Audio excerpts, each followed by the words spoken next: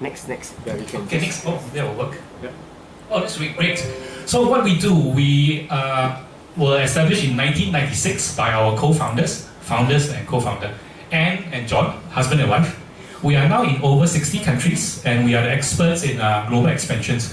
What we do is we help companies expand globally, legally, and compliantly. We reduce risk. Oh, these are our clients. We have a lot more, but I wanted to also showcase the uniqueness of them. Some of you may be familiar with Airbnb. We also have a very wide NGOs that come to us, non-government organizations. Family for Every Child, World Animal Protection. This is, I think it's an energy company. There is also Terios, which is a sugar plantation company, very big. And of course, Teach for All. So this is a good mix. We have very big companies like Airbnb. We also have non-government organizations. The reason why I put this out is because they came to us with their problems, and because we have always sat down to listen to them, we were able to help them go overseas compliantly. This map shows our global presence. We are in over 70 countries. The red ones are our headquarters. So there is a headquarters here in Singapore as well. So I've said so much. I wanted to explain a little bit about what we do. We provide basically what we call a global business expansion. So with all our entities, very often I think this happens when you, I'll give an example of Airbnb. Airbnb, when they build their platform, right? Their founders say, yeah, this is a great idea, I'm going to build this platform and I'm going to get all the homeowners to list their properties on the platform so that we can go global. That was many years ago, before they went live. So their founder went to see our CEO and said, hey, I need to do business development. I need to send my business development person to Asia because we need to sell the concept. And so the problem is when you go to countries on business trip, you always tell people that you're a social visitor, right? Tourists, right? Tourists. And you get a chop on your passport. It says 30 days and you can't stay very long. Right? People, usually what do? They go out and come in again. But that's not legal, that's not compliant because you are actually carrying out economic activities. What actually needs to happen is you need to find, either you need to set up an entity, right? You pay up capital, you set up an entity. But if you are just starting up, it's very expensive and it takes a long drawn process just to start an entity in one country. Imagine doing it in Southeast Asia, they have so many. What we offer is we loan you that entity in order to onboard your employee. That way he's compliant. Like for example, if he's going to go to Australia, you need to get a tax file number. How do you do that? First you need to set up an entity. You need to call the lawyers. But our solution, the turnaround time is about a week. Because basically what we do is we onboard your employee and we are the interface with the local authorities. The person is totally legal because obviously you have also to pay tax. And we run through the payroll as well.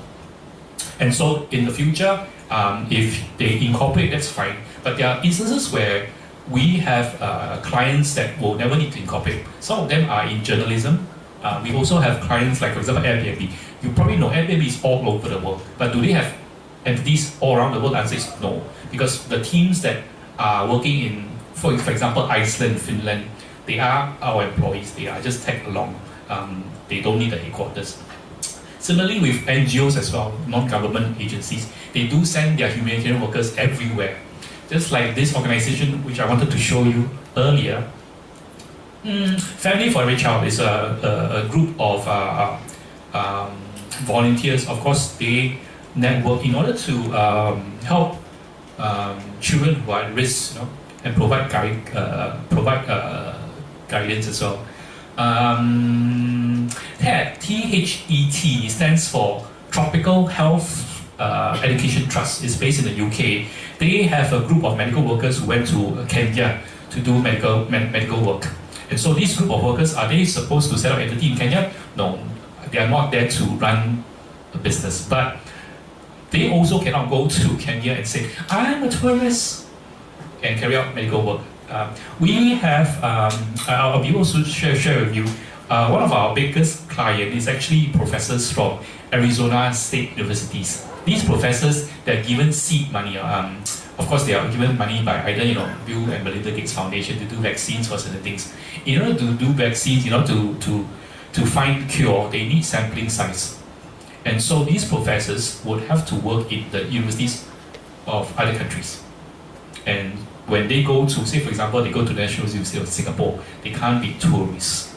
But at the same time, the Arizona State University will never set up an entity in Singapore as well. So where do you find the common ground? You come to a provider like us who provides an employee of record solution to ensure that these professors who are working in the NUS campus are legally compliant.